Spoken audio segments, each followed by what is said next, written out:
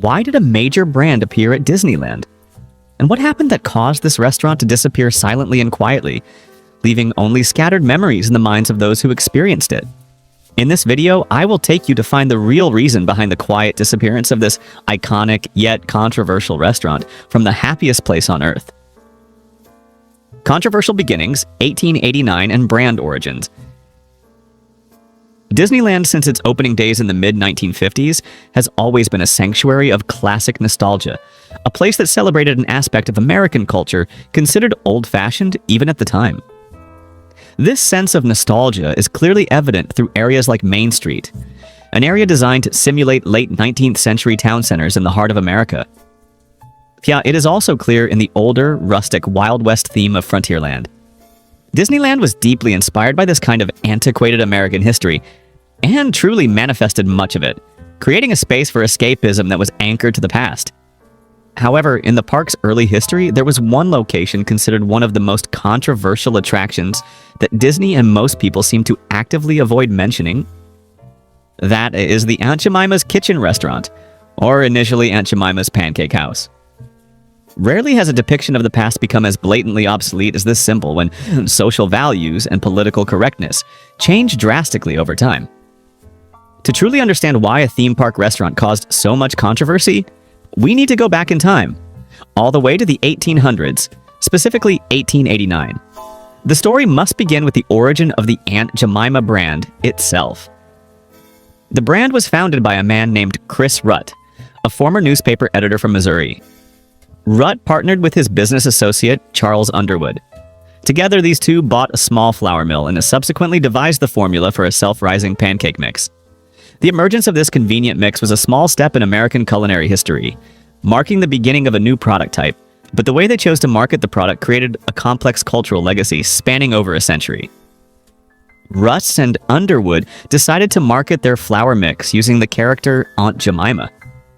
The origin of the name and the figure was inspired by a popular folk song of the time called Old Aunt Jemima. The song was written by Billy Kersands, a comedian and musician who was a famous minstrel show performer. Although there are reports that Kersands was black, the use of this figure in the context of minstrel shows a type of performance originating from white actors in blackface planted the seeds for later controversies. Initially, despite having a recognizable figure, Rutt's self-rising pancake mix did not achieve significant success. The main reasons were his minimal advertising budget and poor distribution methods. The story of Aunt Jemima seemed destined for an early end, just a minor business failure in the late 19th century. But everything changed completely in 1890. The brand was subsequently purchased by R.T. Davis. Davis was the owner of the R.T. Davis Milling Company and owned one of the largest flour mills in Missouri at the time. More importantly, Davis was a man with deep experience in advertising, something the original founders sorely lacked. Under Davis's control and advertising vision, the Aunt Jemima product began to grow exponentially in popularity throughout the late 19th and early 20th centuries. With the figure already established, Aunt Jemima, in the outdated depiction of an affluent house servant affectionate about her famous recipe, helped the product become a household staple for American families. This image evoked a sense of comfort, hospitality, and tradition that many white Americans at the time sought and cherished. The rapid success of Aunt Jemima demonstrated the power of advertising and brand imagery, even when that imagery carried a complex history. It is from these historical roots that the restaurant at Disneyland, a symbol of advertising collaboration in the 50s, carried the burden of the past into the theme park. Examining the brand's history is mandatory to understand why this restaurant, despite its popularity, ultimately had to disappear. This 1889 origin story is the key to unraveling all subsequent events, emphasizing that complexity was present from the moment the first mix was blended. The rise of the Mammy figure. When Chris Rutt began marketing his flour mix, his depiction of the Aunt Jemima character was based on the Mammy stereotype. This is the crux of the historical and social issue that later made the Disneyland restaurant a controversial attraction for decades. Mammy, by common definition, is a stereotypical figure of a black woman, often portrayed as a domestic servant or nanny, depicted as large, cheerful, devoted, and loving toward the white family she served. This figure was typically shown with a broad smile and a bandana on her head. The origins of the Mammy figure are a complex topic in American history, reflecting the reality of slavery and domestic service even after emancipation. However, it is critically important to recognize that the mammy figure used in advertising was inherently flawed. It did not reflect the bitter, ugly, and often abusive reality of the lives of enslaved or freed black people in the 19th century. Instead, it was a form of historical whitewashing. It was an idealized and harmless version created to placate and appeal to middle-class white Americans of the time who wished to believe that their black slaves or servants were happy, devoted caregivers. Mammy was crafted to be an emblem of hospitality, an image white Americans could universally feel comfortable with and cherish. The use of mammy in advertising began appearing very early in the restaurant industry in white-owned brands. Many restaurants in the U.S., starting from the 1920s onward, used the mammy figure, often pairing the term with words like shanty, shack, or log cabin. This indicates that Aunt Jemima was not an isolated case, but it was the most famous one, reinforcing a negative and demeaning stereotype. Although there were opinions, including from some African Americans, suggesting that these symbols were a part of heritage and a compliment to kind women, the majority of critics and organizations like the NAACP and CORE voiced strong opposition. They criticized Aunt Jemima as a negative figure and a negative image of black people subservient to white families. A black editor called Aunt Jemima an offensive caricature as early as 1937, specifically criticizing the bandana worn on the head. This bandana was not just a fashion item, but was also considered a symbol of lack of self-respect and slavery, which Quaker Oats did not eliminate until 1968. This criticism was rooted in the fact that the mammy caricature was too close to the vaudeville depictions of black people as lazy, uneducated, and only suitable for service roles. Historical analysts emphasize that without a history of harsh racial discrimination in the U.S., the mammy figure might have been viewed differently. But in that context, black people wanted to escape the portrayal that they were only fit to be slaves or servants. The use of this image to sell pancake mix at Disneyland, which promoted an idealized version of American history, inadvertently carried the burden of history, creating a profound, quiet contradiction for many years. The rise to cultural icon. Although the Aunt Jemima figure had complex and controversial origins, in terms of business and advertising, the brand achieved incredible success from the late 19th and early 20th centuries. After R.T. Davis acquired the brand in 1890, the pancake mix product grew exponentially in popularity, becoming a staple item in American households. This growth was not only due to the convenient recipe, but also thanks to the women who embodied the Aunt Jemima figure to promote the product. The first and most famous person to take on this role was Nancy Green, a former slave. Her appearance at the World's Columbian Exposition in Chicago in 1893 was a landmark, a groundbreaking advertising event at the time. Nancy Green drew enormous crowds, elevating the Aunt Jemima product to national prominence.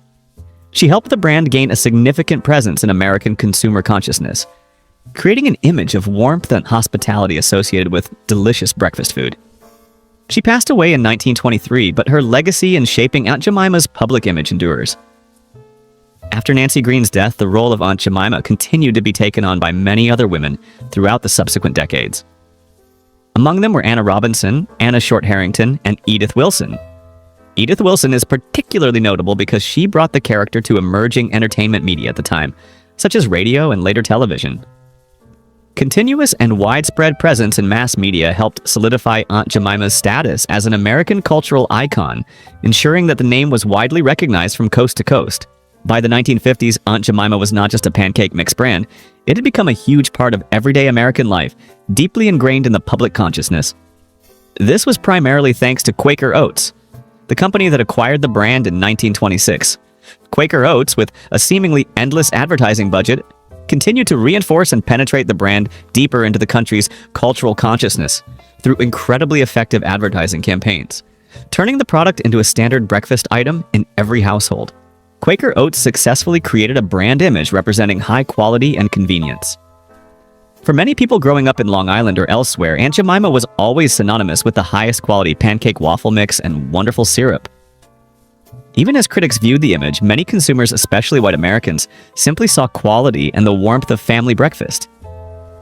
This popularity created a solid foundation for the brand to take its next big step, a unique collaboration with the emerging entertainment giant, Walt Disney. This resounding success is precisely why Aunt Jemima landed at Disneyland, putting an end to the era of relying solely on product advertisements and ushering in a new era of restaurants and services. If this video brings back good memories, hit the hype button right below the video. Your support will help these precious memories live on.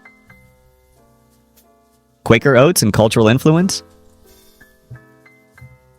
Quaker Oats' acquisition of the Aunt Jemima brand in 1926 completely changed its trajectory. Under the patronage of a major corporation, Aunt Jemima was guaranteed a seemingly infinite advertising budget, something the founder Chris Rutt sorely lacked. By the 1950s, Aunt Jemima had become a deeply entrenched symbol in American culture, an integral part of grocery stores and family breakfasts.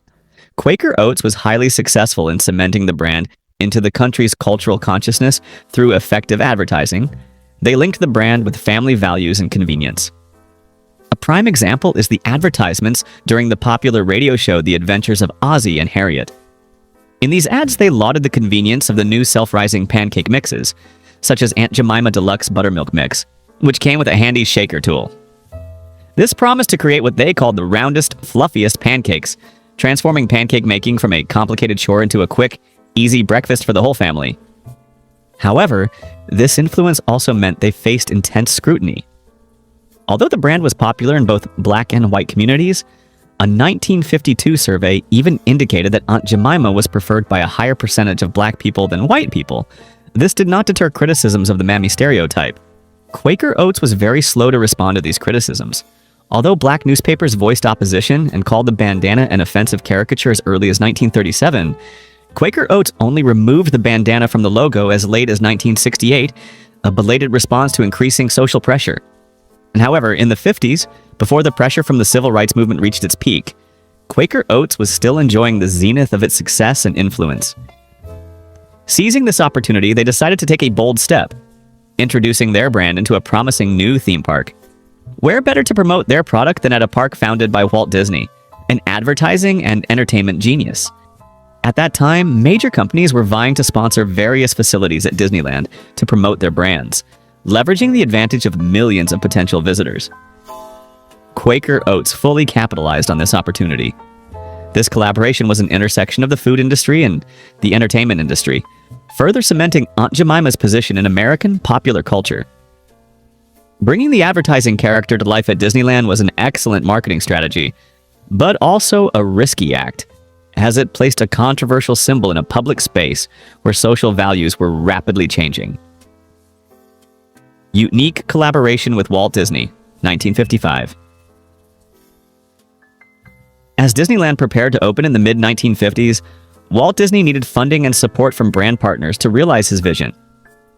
The park's original business model relied on companies sponsoring and operating attractions or food establishments. Companies at the time were eager to sponsor various park facilities in hopes of promoting their brands, similar to sponsoring Kennelland. Quaker Oats was one of the companies that quickly jumped into this opportunity. They agreed to sponsor and operate a restaurant inside Disneyland Park. They saw the potential not just as an amusement park, but as an incomparable advertising platform. Quaker's restaurant opened in late 1955, just months after the rest of the park opened in July. Initially, the restaurant was called Aunt Jemima's Pancake House. The location of the restaurant is a key detail. It was situated in the small, New Orleans-themed section of Frontierland. Specifically, it was located in the heart of Frontierland, overlooking the rivers of America. Guests could access the restaurant from Adventureland or Main Street, and the patio area was on the edge of Frontierland's main row of shops. Today, this space has been rethemed as the Riverbell Terrace. This prime location ensured a steady flow of customers, especially those seeking a hearty breakfast after entering the park. Aunt Jemima's Pancake House was not the only restaurant in Frontierland sponsored by outside brands.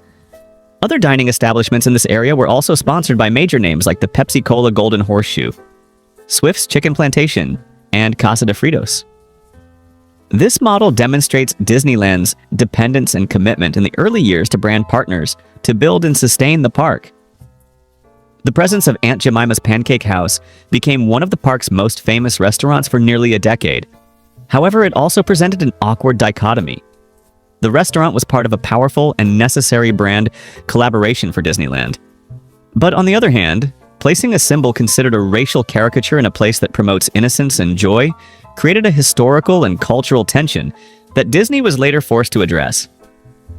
This collaboration took the Aunt Jemima image from the Pancake mix box into a public and interactive entertainment space, making it even more vulnerable to attack and scrutiny as social perceptions shifted. Presence at Disneyland. Throughout Disneyland's first 12 years, from August 1955 to 1967, the Aunt Jemima's Pancake House restaurant shaped the breakfast experience for generations of visitors. It was a casual restaurant primarily serving breakfast items to guests craving something sweet. Architecturally and design-wise, the restaurant was described as a delicate southern home. It was a charming wooden building with front pillars, an elegant balcony with filigreed columns, and a porch area with wrought iron railings. The interior of the restaurant was a beautiful, cozy space, featuring an indoor dining room and outdoor patio seating. The tables were covered with long, white tablecloths. Wood paneling and wooden dining chairs created a familiar, homey feel, alongside brick walls in the cooking area. The menu at Aunt Jemima's Pancake House was focused, serving various types of waffles, the famous giant pancakes, and breakfast platters. The dishes were named according to the Frontierland theme, such as Davy Crockett's Delight, or the Mark Twain Special, and the Golden Horseshoe Special. Initially, the menu was quite simple, not deviating from the brand's pancake mix recipes. However, the most unique thing that made this restaurant one of the park's most famous attractions for nearly a decade was not the food, but the appearance of the Aunt Jemima character herself. This was Disneyland, where character personality was emphasized, and the Aunt Jemima character was personified in the park. The character, in her signature outfit of a red and white checkered dress, yellow bow tie and apron, and a yellow and red bandana on her head, would serve tables, sing, chat, and frequently pose for photos with guests. Throughout the restaurant's operation in the park, actress Aileen Lewis was the only woman officially recognized for the role. She even received a plaque from Quaker Oats in 1960, declaring her the company's favorite representative. Ms. Lewis brought warm and kind memories to many visitors, including one little girl who recounted Ms. Lewis touching her shoulder with love and grace. In addition to character meet and greets, Quaker Oats also organized other promotional campaigns at the park, most notably the annual Aunt Jemima Pancake Race.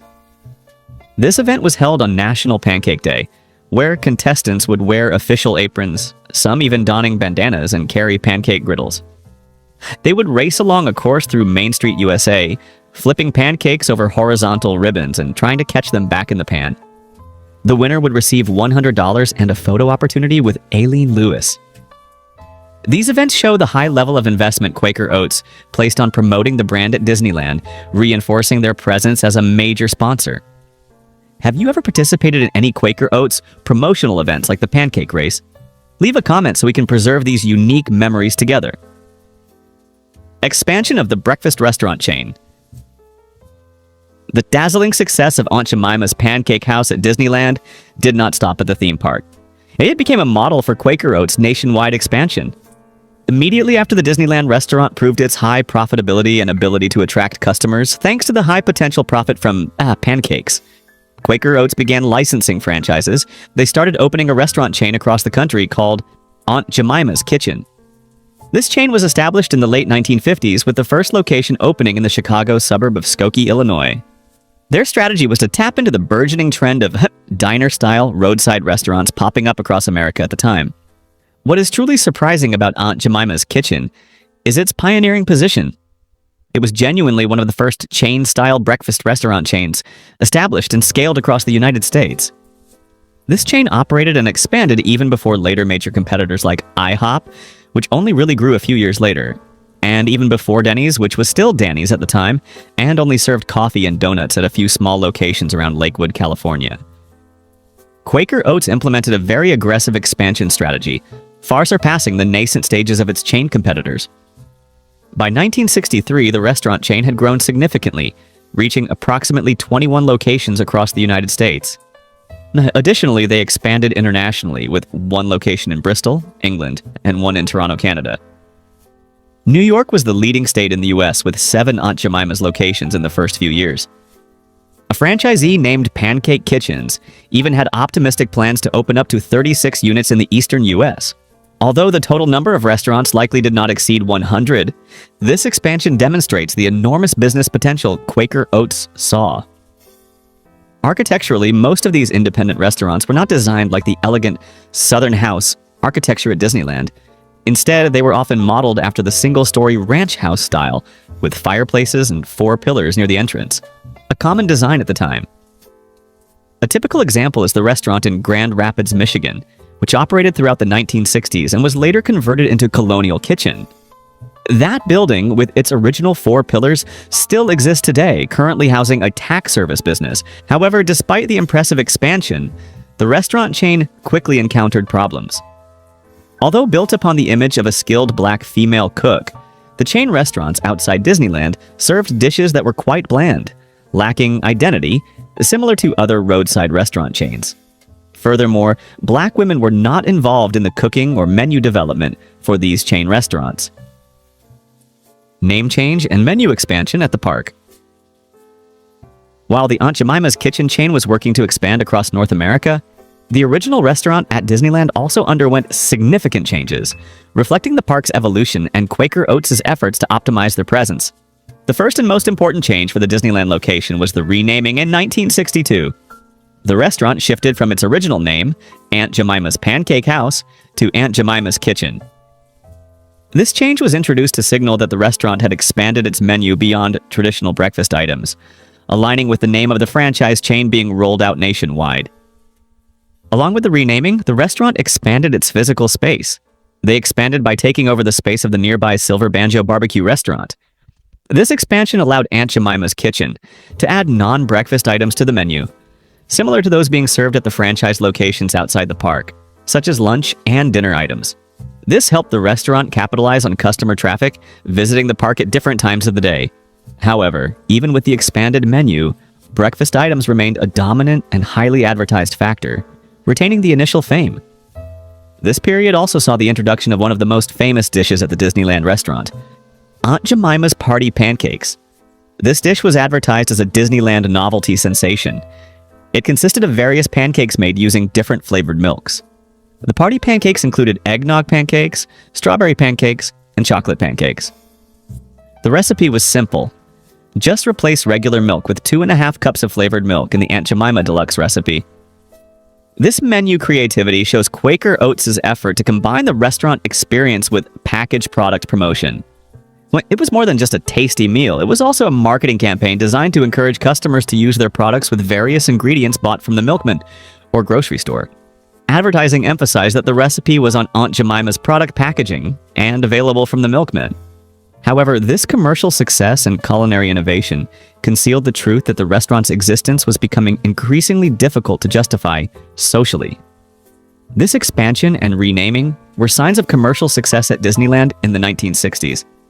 But just a few years later, this success was overshadowed by a change in control and the rise of undeniable controversies, leading to a quiet parting. Disney. Takeover and quiet removal. The Aunt Jemima's Kitchen restaurant at Disneyland operated under the full ownership and control of Quaker Oats for the first 12 years. However, in 1967, a major change occurred. Disney completely took over the control and operation of the restaurant. This move was made because the park was now financially stable enough not to require outside companies to run its dining facilities anymore. Although Disney took over operations in 1967, Quaker Oats maintained a role as a minor sponsor for the restaurant until 1970. This was likely due to an old sponsorship contract. But immediately after the official sponsorship contract ended in July 1970, everything changed very quickly. The transition and renaming process happened in 2 steps. Initially, when Quaker Oats' sponsorship contract ended, Disney renamed the restaurant the Magnolia Tree Terrace. Then, in 1971, the restaurant was renamed again to the name we know today, the Riverbell Terrace. During this name change process, the menu and decor of the restaurant did not change significantly. However, the restaurant would never be operated by an outside company again, even in subsequent sponsorship contracts. The most notable and symbolic change was the complete removal of the Aunt Jemima character. The Aunt Jemima character was eliminated in all forms. Printed images on signs and menus, along with the disappearance of the real-life actress playing the character from the park. There are two main reasons given for this sudden and quiet removal, both having significant impact. First, copyright issues. Quaker Oats still owned the copyright to the Aunt Jemima character. If Disney wanted to continue using the character, they would have had to sign a new licensing agreement, which was not ideal for a company seeking operational autonomy. Second, and the deeper social reason, was the increasing controversy surrounding the brand. Even from the 1960s, public perception of Aunt Jemima had begun to change significantly in the US, fueled by the civil rights movement. Discussions about the negative portrayal of the Mammy character became widespread, as many expressed dissatisfaction with this image of the subservient servant. Organizations like the NNAACP and CORE publicly criticized the figure as a negative stereotype of black people subservient to white families. For Disney, maintaining an attraction that generated notoriety in the happiest place on earth became socially and commercially untenable within the context of changing cultural sensitivities. Removing the character was a strategic move to distance itself from these controversies. If you grew up with this brand, what do you remember most about these women or the party pancakes? Share your most cherished personal memory of those childhood years right below in the comments. End of the Aunt Jemima's Kitchen era. The removal of Aunt Jemima from Disneyland in 1970 was an inseparable part of a larger nationwide trend, marking the conclusion of the Aunt Jemima's Kitchen restaurant chain. Throughout the 1960s, American public perception and attitude toward racial symbols changed significantly, driven by the civil rights movement. The emergence of these discussions was partly why the Aunt Jemima's Kitchen restaurant chain could not expand and sustain operations. Public opposition began in 1962, and by the mid-60s, protests became more explicit and organized. In 1966, members of the American Federation of Teachers voted to boycott the Aunt Jemima restaurant at the Edgewater Beach Hotel in Chicago, demanding that the restaurant allow workers to unionize and remove the mammy attire worn by the hostess. Facing increasing social and economic pressure, many locations of the restaurant chain struggled to survive. By the late 1960s, many restaurants had been sold off or renamed. The restaurant in Grand Rapids, Michigan, was renamed the Colonial Kitchen in 1968. Another restaurant in Mount Prospect, Illinois, was renamed the Village Inn Pancake House. Many other locations across the country became part of the Calico Kitchens chain. These changes meant that the Aunt Jemima's Kitchen restaurant brand was essentially defunct by the time the original restaurant at Disneyland was renamed Magnolia Tree Terrace in 1970. Although the restaurant chain disappeared, the Aunt Jemima brand persisted for several decades thereafter in the form of packaged goods like pancake mix and syrup. However, the controversy surrounding the character never subsided, regardless of Quaker Oats' attempts to alter the image. Finally, in 2020, Quaker Oats and its parent company, PepsiCo, officially announced the complete removal of the Aunt Jemima name and image from their products. In early 2021, the brand was rebranded as the Pearl Milling Company. The rebranding did not erase the company's entire past. Aunt Jemima's complex history, including its 12 years of existence at Disneyland, still lives on in the memories of many. The history of the restaurant at Disneyland is clear proof that true history is often much deeper than advertising or product logos. The story of Aunt Jemima's Pancake House Kitchen at Disneyland is a powerful reminder that true history is always deeper than any theme park, advertisement, or product logo. The disappearance of the Aunt Jemima restaurant from Disneyland, which was later renamed the Riverbell Terrace, is like stripping off an old layer of paint from a wall. The new coat of paint may cover the original image, but the historical structure underneath, including the warm memories of a generation, and the painful story of how it was painted on and why it needed to be repainted, remains an integral part of that wall. Even though the company tried to change the name to Pearl Milling Company, and even if Disney wants to ignore the fact that the restaurant once existed, we are still here. If you feel connected to this historical story, please like and subscribe to Back to Yesterday so we can continue accompanying each other on our next nostalgic journeys.